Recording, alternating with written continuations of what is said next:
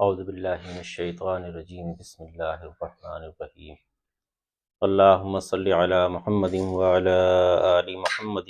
کما صلیت علی ابراہیم وعلی آل ابراہیم انک حمید مجید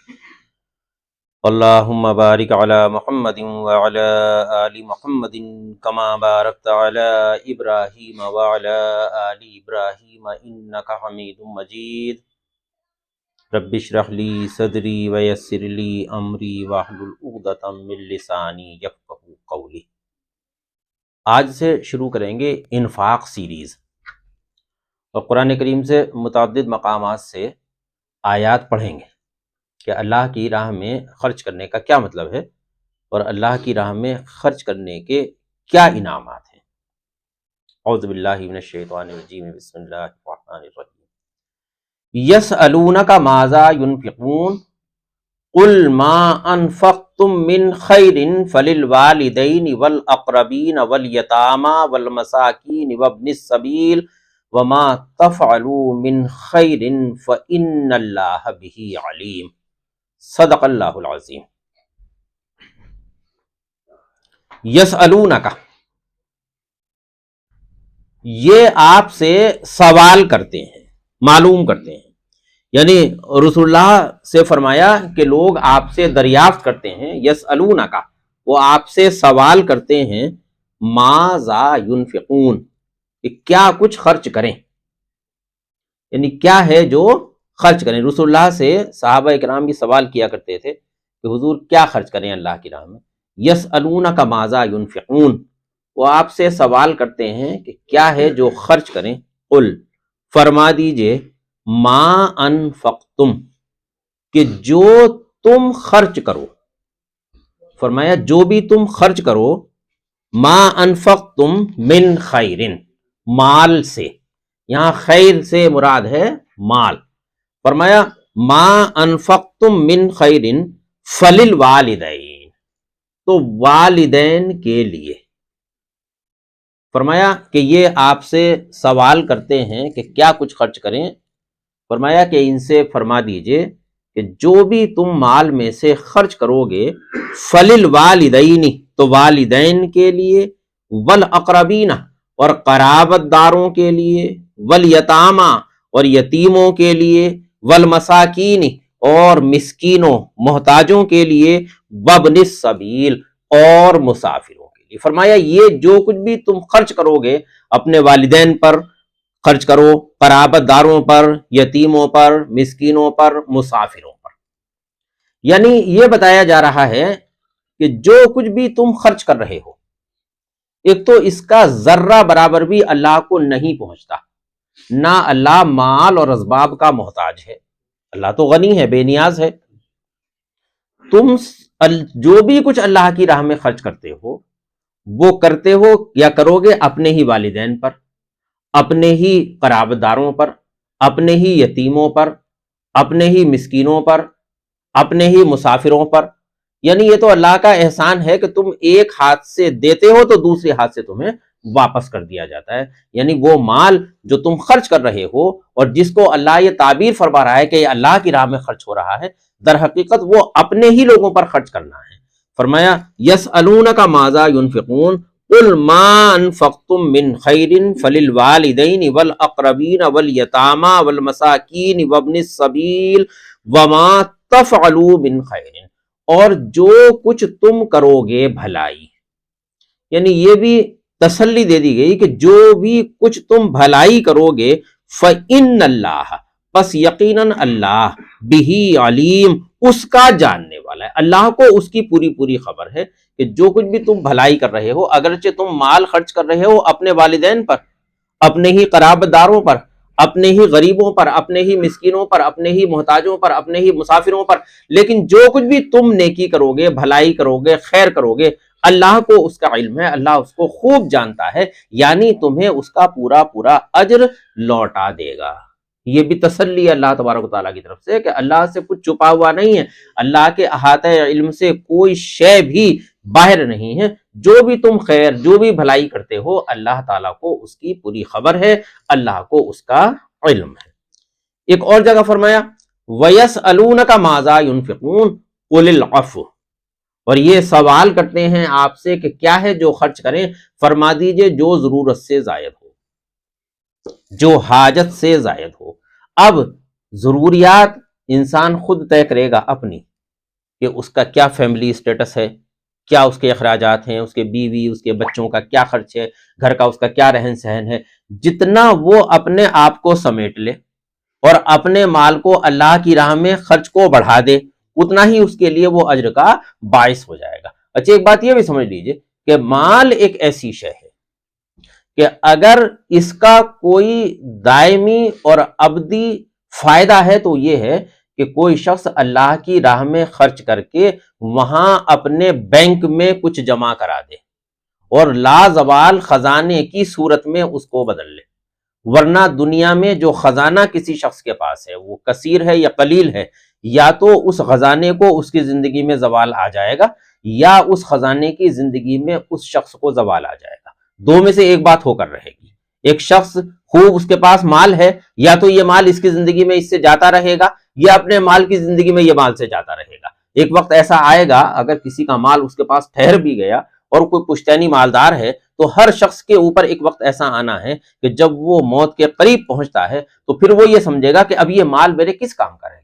یعنی تمام مال دے کر بھی ایک انسان کی جان کو بچایا نہیں جا سکتا۔ وہ کیفیت اس کیفیت سے ہر ایک شخص کو دو چار ہونا ہے، ہر شخص اس کیفیت میں آئے گا، تو ظاہر ہے یہ مال بہت وقت تک ساتھ نہیں رہے گا، یا تو انسان کی زندگی میں ساتھ چھوڑ جائے گا یا اس مال کی زندگی میں انسان مال کا ساتھ چھوڑ جائے گا۔ تو اب انسان کے لیے اگر مال کا کوئی بہترین فائدہ ہے اور ہمیشہ رہنے والا فائدہ ہے تو پھر وہ وہی فائدہ ہے کہ اللہ کی راہ میں وہ جتنا زائد سے زائد خرچ کر دے، اتنا ہی وہاں اللہ تبارک و تعالیٰ کے یہاں اس کی بینک میں جمع ہوتا رہے گا۔ اب ایک شخص جس نے یہاں کروڑوں اربوں روپیہ کما لیا ہو، تمام فیکٹریز ہوں، دنیا بھر کے کارخانے ہوں اس کے، اور اگر مرنے کے بعد میں اس کی آنکھ کھلے اور وہ یہ جا کر دیکھتا ہے کہ آخرت میں جو میرا اکاؤنٹ ہے، بینک اکاؤنٹ، وہ تو اس میں تو بیلنس زیرو ہے، اس میں تو کچھ ہے ہی نہیں، تو یہ مال تو سب کا سب چھوڑ گیا۔ اور ایک شخص کہ جو بہت کم کما رہا ہے اور اللہ کی راہ میں خرچ کر رہا ہے، تو پھر اللہ کی راہ میں خرچ کرنے پر اس کو جو وہاں مل جانے والا ہے اجر، وہ اس کے لیے کافی ہو جائے گا۔ فرمایا وَيَسْأَلُونَكَ مَاذَا يُنْفِقُونَ، اور یہ آپ سے سوال کرتے ہیں کہ کیا ہے جو خرچ کریں، قُلِ الْعَفْوَ، فرما دیجئے کہ جو ضرورت سے زائد ہو۔ مگر یہ ضرورت سے زائد خرچ کرنے کا حکم آپ یہ سمجھ لیجئے، کچھ ہنگامی صورتحال ایسی ہو جاتی ہیں کہ جن میں آدمی کو یہ بھی کرنا پڑتا ہے کہ اپنے ضروریات کو تنگ کر کے زائد سے زائد مال اللہ کی راہ میں خرچ کر دیا جائے۔ مثال کے طور پر آپ کے ملک پر کوئی آفت آ گئی، مان لیجئے ملک میں کوئی زلزلہ آ گیا، اب یا کوئی سیلاب آ گیا، سیلاب زدگان کی آپ کو مدد کرنی ہے، انسانیت کی مدد پر آپ کو پیسہ خرچ کرنا ہے، یا ملک کے دفاع کا معاملہ ہے، ملک کی بقا کا معاملہ ہے، ملت کی قوم کی بقا کا معاملہ ہے، آپ کو اپنے ملک کی حفاظت کرنی ہے، تو ان حالات میں اگر ضرورت پڑے تو آدمی اپنا زائد سے زائد مال پھر وہ اللہ کی راہ میں خرچ کر دے۔ یہ تو مطلب ہے اس کا کہ جو کچھ بھی ضرورت سے زائد ہو اس وقت دے دیا جائے۔ باقی یہ کہ اللہ تبارک و تعالیٰ نے عام حالات میں فرمایا یسألونک ماذا ينفقون قل ما انفقتم من خیر فللوالدین والاقربین والیتامى والمساکین وابن السبیل وما تفعلوا من خیر فإن اللہ بہ علیم۔ پھر ایک اور جگہ فرمایا اللہ تبارک و تعالیٰ نے یا ایھا الذین آمنوا انفقوا مما رزقناکم من قبل ان یأتی یوم لا بیع فیہ ولا خلۃ ولا شفاعۃ والکافرون هم الظالمون۔ یا ایھا الذین آمنوا، اے ایمان والو، یہ بتا چکا ہوں میں آپ کو کہ جب ہی یہ خطاب آ جائے سمجھ لیجیے اللہ تبارک و تعالیٰ پکار رہا ہے اپنے ایمان والے بندوں کو۔ یا ایھا الذین آمنوا، اے ایمان والو، انفقوا، تم خرچ کرو، مما رزقناکم، اس سے جو ہم نے تمہیں دیا۔ فرمایا کہ تمہاری کسی چیز کا مطالبہ نہیں ہے تم سے، اسی مال میں سے خرچ کرنے کو کہتے ہیں جو مال تمہیں ہم نے دیا، یعنی مال اللہ کا دیا ہوا ہے، پھر اللہ تبارک و تعالیٰ مطالبہ کر رہا ہے۔ اور یہ بھی یاد رکھیے کہ سارے مال کا مطالبہ نہیں کر رہا ہے بلکہ اس میں سے کچھ مقدار۔ فرمایا یا ایھا الذین آمنوا، اے ایمان والو، انفقوا، تم خرچ کرو، مما رزقناکم، اس سے کہ جو ہم نے تمہیں دیا، یعنی ہم نے تمہیں دیا اس میں سے کا مطلب اشارہ ہو گیا کہ سارا مال خرچ کرنے کو تم سے نہیں کہہ رہے۔ مما رزقناکم من قبل، اس سے پہلے، ان یاتیہ، کہ آ جائے، یومن وہ دن، لا بیع فیہ کہ نہ خرید فروخت ہوگی اس میں. فرمایا ایک ایسا دن آنے سے پہلے پہلے کہ نہ کوئی خرید فروخت ہوگی اس میں، ولا خلتن اور نہ دوستی ہوگی،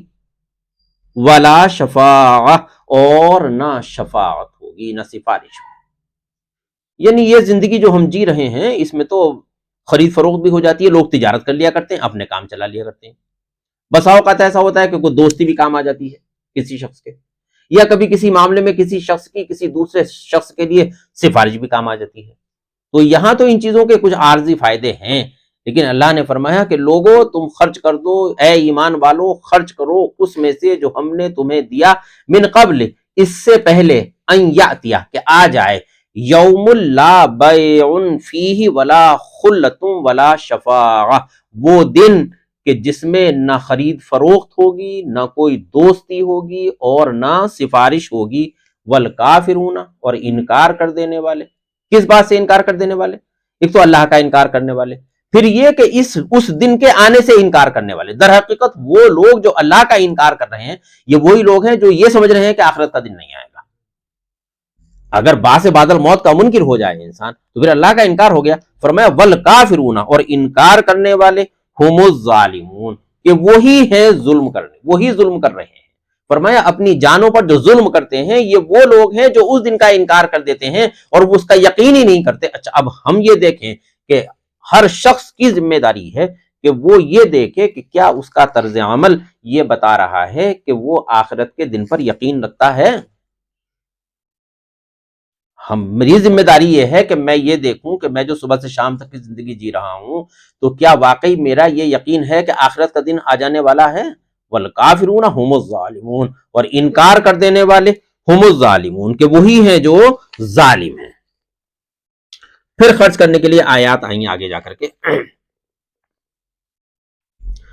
فرمایا مثل الذین ينفقون اموالهم فی سبیل اللہ کمثل حبۃ انبتت سبع سنابل فی کل سنبلۃ مئۃ حبۃ واللہ یضاعف لمن یشاء واللہ واسع علیم. مثل الذین مثال ان لوگوں کی، ينفقون کہ وہ خرچ کرتے ہیں، اموالہم اپنے مال، فی سبیل اللہ اللہ کی راہ میں. اللہ کی راہ کا مطلب میں آپ کو بتا چکا ہوں، وہی کہ اللہ کے حکم سے شرعی حدود کی پابندی کرتے ہوئے اپنے ملک کے دفاع، ملت کے دفاع، ملت کی فلاح بہبود، ملک کی فلاح بہبود کے لیے خرچ کرنا، یہ اللہ کی راہ میں خرچ کرنا ہے. فرمایا مثل الذین ينفقون اموالہم مثال ان لوگوں کی جو خرچ کرتے ہیں اپنے مال، فی سبیل اللہ اللہ کی راہ میں، کمثل حبۃ کہ جیسے ایک دانہ. فرمایا تم فرض کرو کہ جیسے ایک دانہ ہے اور تم نے اس کو بو دیا. اب جب اس کو بو دیا تو اس ایک دانے میں سے 7 بال نکل آئیں، یعنی ایک دانہ تھا 7 بال بنی، 7 گنا تو یہ ہو گیا، اور ہر ایک بال کے اندر 100 دانے پیدا کر دیے اللہ نے، تو یعنی 700 ہو گئے. یعنی آپ نے ایک دانہ زمین میں بویا اور آپ کو وہ زمین سے اللہ تبارک و تعالیٰ نے 700 دانے کر کے واپس کر دیا. یہ مثال پیش کی. فرمایا مثل الذین ينفقون اموالہم فی سبیل اللہ کمثل حبۃ کہ جیسے مثال ایک دانے کی، انبتت اگ آئیں، سبع سنابل 7 بالیں، فی کل سنبلۃ ہر ایک بال میں، مئۃ حبہ 100 دانے. فرمایا اللہ کی راہ میں خرچ کرنے کی مثال ایسی ہے کہ جیسے ایک دانہ اور اس سے اگ آئیں 7 بالیں اور ایک بال میں دانے ہوں 100، یعنی ایک اللہ کی راہ میں روپیہ خرچ کر دینے کا اجر اللہ کے یہاں 700 گنا تک واپس کیا جائے گا. تو یہ فرماتے ہیں 10 گنے سے 700 گنے تک لوٹائی جاتی ہے اللہ کے یہاں. اب یہ جو اضافہ اللہ تبارک و تعالیٰ کرے گا 700 گنے تک، یہ ضرور نہیں کہ ہر شخص کو 1 روپیہ کی جگہ 700 روپے کا اجر ہی اس کو واپس کر دیا جائے. یہ اس بات پر ڈیپینڈ کرے گا کہ وہ نیکی کن حالات میں کی گئی ہے، نیکی کرنے والے کی ظاہری اور باطنی کیفیت کیا ہے، نیکی کرنے والے کے اپنی مالی حالت کیسی ہے۔ ایک شخص تنگ دست ہے، وہ تنگ دستی کے باوجود اللہ کے حاجت مند بندوں کی مدد کر رہا ہے، وہ چاہتا ہے اللہ کے حاجت مند بندوں کو کچھ نہ کچھ دے دے۔ ایک شخص مالدار ہے، غنی ہے، وہ اللہ کی راہ میں پیسہ خرچ کر رہا ہے، تو ظاہر ہے جس نے تنگ دستی میں اللہ کی راہ میں پیسہ خرچ کیا ہے اس کا اجر زیادہ ہوگا اللہ کے یہاں اس کے مقابلے پر کہ جس نے اپنے بساط کے زمانے میں اللہ کی راہ میں پیسہ خرچ کیا ہے۔ پھر یہ کہ ایک شخص ہے کہ اللہ کی راہ میں ظاہری طور پر تو وہ دے رہا ہے، اندر سے کڑ گیا، اسٹیٹس ایسا ہے ایک آدمی کا کہ وہ کسی کو منع نہیں کر سکتا، مالدار مشہور ہے شہر میں، مان لیجئے اس کے پاس کوئی لوگ پیسہ لینے کے لیے جائیں، وہ پیسہ تو دے رہا ہے، نہ دے گا تو شہر میں غریب کہلائے گا، اندر سے کوڑا بیٹھا کہ یہ پھر آ گیا دیکھ لو مانگنے کے لیے، یار روز یہی کام رہ گیا، دن نکلتا ہے اور شام ہو جاتی ہے بس مانگنے والے مانگنے۔ ایک شخص وہ ہے کہ جو اللہ کی راہ میں دے رہا ہے اور اس دل سے دے رہا ہے کہ اب وہ اس کو اس سے کوئی سروکار نہیں کہ اس نے کتنا دے دیا اور کس کو دے دیا، وہ تو جو حاجت مند آیا اس نے تو اللہ کی رضا کے لیے دے دیا، اور جس کو دے دیا بھول بھی گیا، یاد بھی نہیں، ظاہر ہے اس کا اجر اور پہلے والے کا اجر برابر تو نہیں ہو سکتا۔ یا ایک شخص ایسا ہے کہ اس نے مدد تو کر دی اللہ کی راہ میں، اب وہ چاہتا یہ ہے کہ میں نے جس کی مدد کی ہے یہ میری غلامی کرے، اب جو میں کہوں وہ کرے، میرے سامنے بول بھی نہ سکے، میرے کام بھی آئے، مجھے کہیں اگر لوگوں کی ضرورت ہے دکھانی ہے، پاور دکھانی، میرے ساتھ بھی چلے، یہ کسی اور کے ساتھ نہیں جا سکتا۔ ایک شخص وہ ہے کہ جو اللہ تبارک و تعالیٰ کے راہ میں خرچ کر رہا ہے، اسے مطلب ہی نہیں، وہ چاہے جس کو ووٹ دے دے، ہمیں کوئی مطلب نہیں، ہم نے تو تیری مدد کی اس لیے کی کہ اللہ کی رضا چاہیے تھی، باقی ہمیں کوئی مطلب۔ اگر کوئی شخص چیز تو ظاہر ہے کہ ان معاملات میں اللہ تبارک و تعالیٰ کے نیکی کے اجر کے درجات بھی مختلف ہوں گے، لیکن یہ کہ 700 گنا تک اللہ تبارک و تعالیٰ واپس کرے گا۔ فرمایا مثل الذین ينفقون اموالهم فی سبیل اللہ کمثل حبۃ انبتت 7 سنابل فی کل سنبلۃ 100 حبۃ واللہ یضاعف لمن یشاء، اور اللہ اضافہ کر دیتا ہے وہ جس کے لیے چاہتا ہے، واللہ واسع علیم، اور اللہ وسعت والا ہے، جاننے والا ہے۔ یعنی انسان اپنے اوپر قیاس نہ کرے کہ ایک گنے کے 700 گنے کیسے مل جائیں گے، اللہ وسعت والا ہے، اس کے خزانے وسیع ہیں، اور پھر وہ علم والا ہے، وہ یہ جانتا ہے کہ کون سی نیکی کس نیت سے کی گئی ہے، اسی نیت کے اعتبار سے اللہ تبارک و تعالیٰ اجر دے دے گا، کسی کے اجر میں اجر دیتے ہوئے کسی کے ساتھ ناانصافی نہیں کی جائے گی، جو اس کی نیت ہوگی، جس نیت سے اس نے دیا ہوگا۔ ممکن ہے کہ ایک شخص اس لیے دے رہا ہو کہ دنیا میں اس کی واہ واہی ہو جائے، ایسے شخص جو خالصتاً یہی چاہتا ہو کہ میری واہ واہی دنیا میں ہو جائے، دنیا میں واہ واہی ہو جائے گی، لوگ کہیں گے بڑا سخی آدمی ہے، تو ایسے شخص کے لیے اللہ کے یہاں پھر کہاں اجر رہ جائے گا۔ تو دے اس طریقے سے کہ وہ صرف یہ چاہے وہ ظاہر کر کے دے رہا ہو کسی حکمت کے تحت، یا وہ چھپا کر دے رہا ہو کسی حکمت کے تحت، دینا ہو صرف اس غرض سے کہ مجھے اللہ کی راہ میں دینا ہے، اللہ کی رضا کے لیے دینا ہے۔ اچھا، میں پھر یہ سمجھتا ہوں کہ جب پیسہ ہمیں دینا ہی ہے اگر، تو پھر اسے بیکار ہی کیوں کیا جائے، پھر تو وہ اسی نیت سے دیا جائے کہ بس اللہ کی رضا کے لیے دینا ہے، پیسہ بھی جائے انسان کے پاس سے اور پھر اللہ اس سے راضی بھی نہ ہو، تو پھر اس سے کیا فائدہ؟ تو بہتر یہی ہے۔ فرمایا واللہ واسع علیم الذین ينفقون اموالہم فی سبیل اللہ، آ گئی وہ بات، الذین ينفقون، جو لوگ کہ وہ خرچ کرتے ہیں، اموالہم، اپنے مال، فی سبیل اللہ، اللہ کی راہ میں، ثم لا یتبعون، پھر وہ پیچھے نہیں لاتے، ما انفقوا، جو انہوں نے خرچ کیا، یعنی جو انہوں نے خرچ کیا اس کے پیچھے نہیں لگاتے، کیا نہیں لگاتے؟ منًا ولا اذًا، احسان اور ایذا، یعنی پھر وہ اس کے بعد کہ مال خرچ کر دیا تو اب جس کو وہ مال دیا اس پر وہ احسان نہیں دکھاتے، نہ اس کو کوئی اذیت پہنچاتے۔ احسان دکھانا تو یہ کہ مان لیجئے آپ نے کسی کی مدد کی، اب کسی وقت وہ آپ کے کام نہیں آیا، آپ نے اس سے کہا کہ تمہیں معلوم ہے تمہاری کتنی مدد کی تھی میں نے، وہ وقت بھول گیا آپ نا، جب تو میرے پاس آیا گڑ گڑا رہا تھا اور میں تیری مدد نہ کرتا تیرا کیا ہوتا؟ یہ احسان آپ نے جتا دیا، اپنا کیا کرایا سب بیکار کر دیا، یا آپ نے اذیت پہنچا دی، اس کے سامنے تو کچھ نہیں کہا، پیچھے کہہ دیا کہ میں دیکھ رہا ہوں فلاں شخص کی بات، میں اس کو خیر برداشت کر گیا، پی گیا میں بات کو، لیکن میں نے اس قدر اس کی مدد کی کہ وہ بے انتہا پریشان تھا، اس کی بیٹی کی شادی میں میں نے کیا کیا کیا، اور دیکھو ہمارا ذرا سا وقت آیا، میاں ہمارے کہنے سے ایک ممبری کا ووٹ بھی نہیں، مطلب ہم اس قابل بھی نہیں.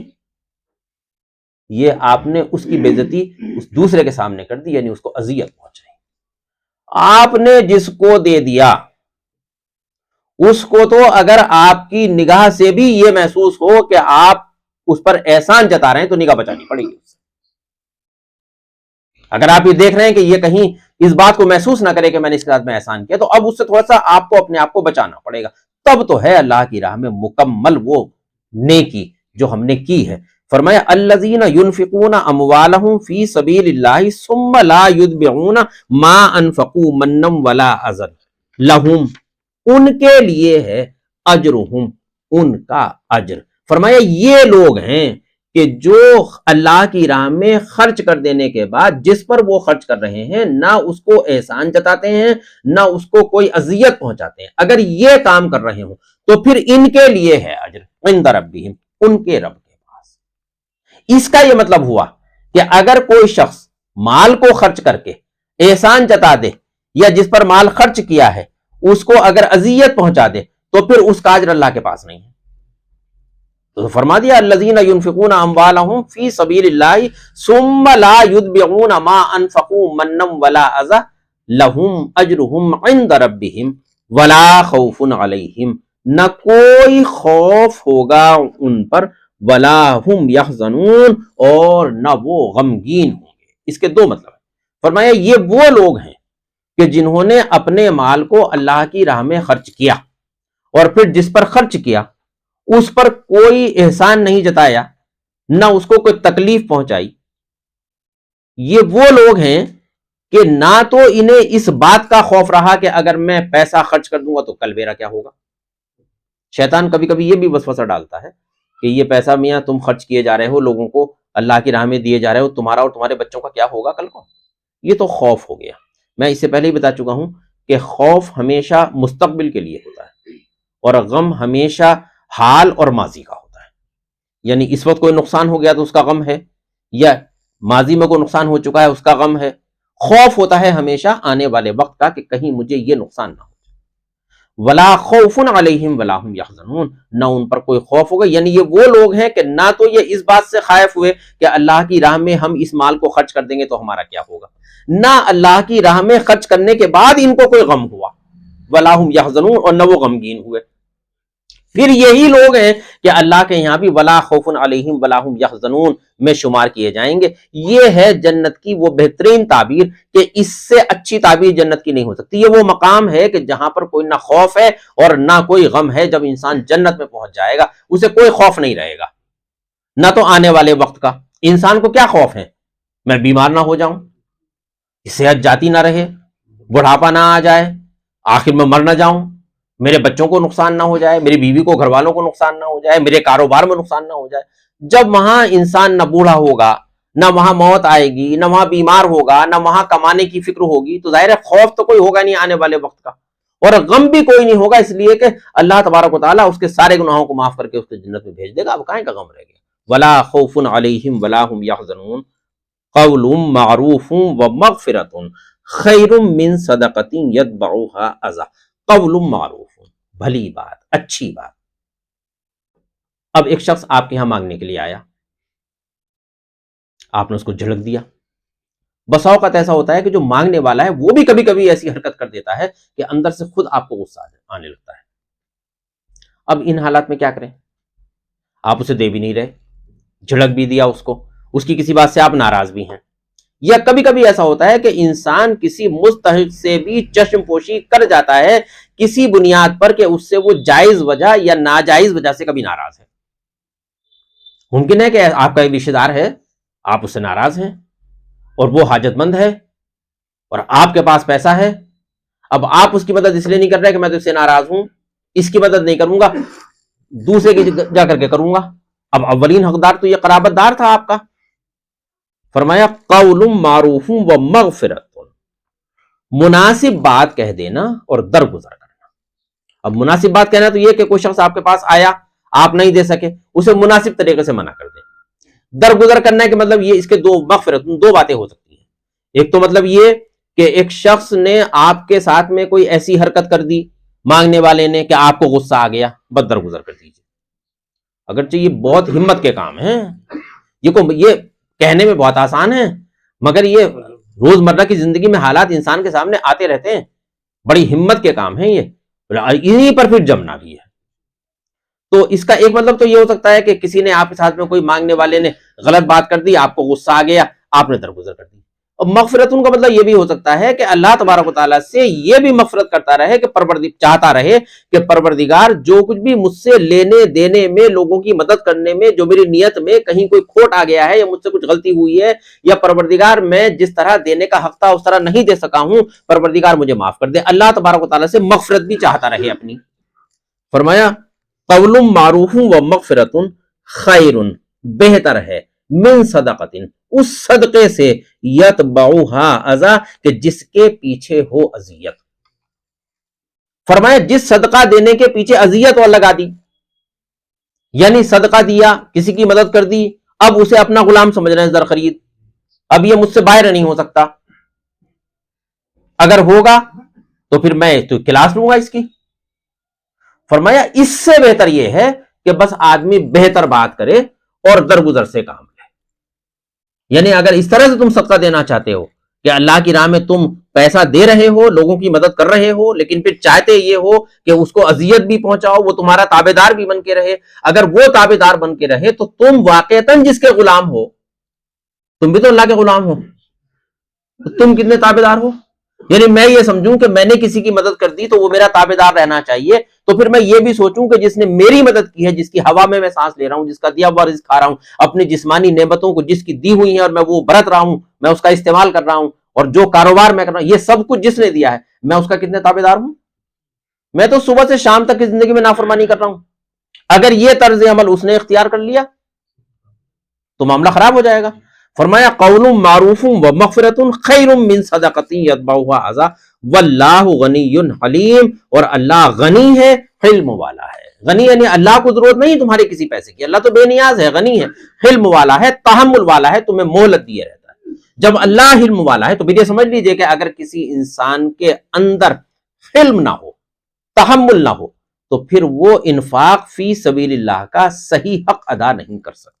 اس لیے تحمل بھی ہونا چاہیے. اگر کوئی شخص آپ کے مانگنے والا، کوئی حاجت مند آپ کی شان میں کوئی غلطی گستاخی کر دے، درگزر سے کام لے. فرمایا واللہ غنی حلیم، اور اللہ غنی ہے، حلم والا ہے، تمہاری غلطیوں پر تمہیں فوری نہیں پکڑتا، تمہیں مہلت دیے رہتا.